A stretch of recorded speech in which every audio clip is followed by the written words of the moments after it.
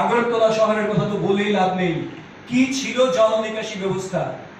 একদিন মুষলধারে কয়েক ঘন্টা বৃষ্টি হলে দিনের পর দিন 48 ঘন্টা 36 ঘন্টা ওয়াটার লগিং হয়ে থাকতো, মানুষের চলাচলের কোনো সুবিধা ছিল না। সেই জায়গায় এখন 1 ঘন্টার মধ্যে, আধ ঘন্টার মধ্যে কি করে জল সরিয়ে দেওয়া যায় তার ব্যবস্থাপনা হয়েছে। ইন্টিগ্রেটেড মনিটরিং সিস্টেম রয়েছে এখানে তার জন্য, এবং সেই সিস্টেম আস্তে আস্তে আস্তে আস্তে অন্যান্য যে মিউনিসিপাল যে এরিয়াগুলো রয়েছে সেখানে এক্সটেন্ডেড হচ্ছে। কাজে এইটাকে দাবি করছেন না। ত্রিপুরায় যেখানে 6টা জাতীয় সড়ক এবং আরো 4টা জাতীয় সড়কের অনুমোদন নিয়ে 10টা জাতীয় সড়ক ত্রিপুরার মতো ছোট্ট রাজ্যে যেখানে তৈরি হচ্ছে, সেই জায়গায় ওনারা রাস্তাঘাটের কথা বলছেন। সংস্কার একটা ধারাবাহিক প্রক্রিয়া, সংস্কার হচ্ছে এবং সংস্কার চলবে।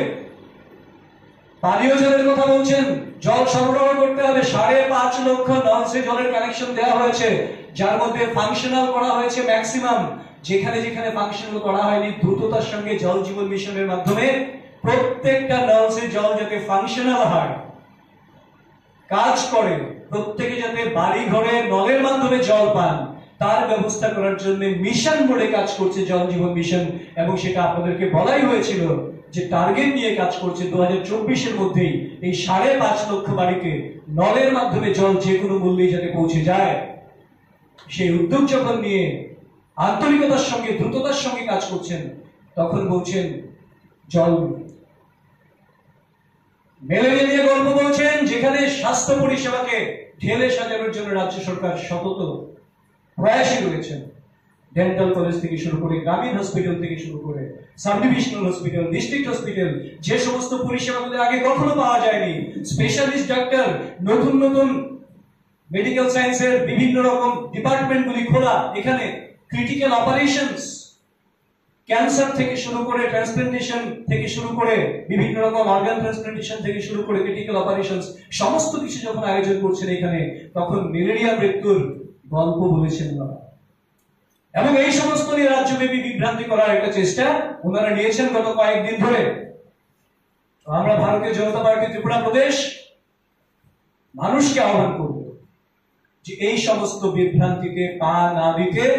কারণ সিপিএম যা বলে তার কিয়দংশ সত্য থাকে না, তাদের ভিত্তিটাই মিথ্যের উপর নির্মিত, এবং এই মিথ্যের উপর নির্মিত ভিতের কারণেই মানুষ যখন তাদেরকে চিনতে শুরু করে, তখন আজীবনের জন্য তাদেরকে নির্বাসন দেয়।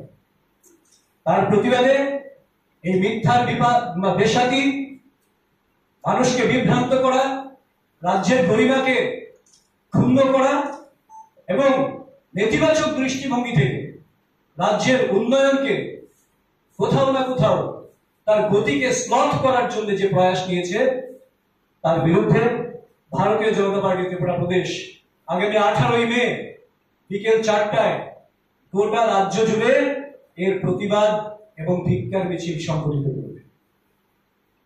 এই কথাটি জানান দেওয়ার জন্য আপনাদের এখানে আহ্বান করা হয়েছে। আপনাদের যদি কোনো প্রশ্ন থাকে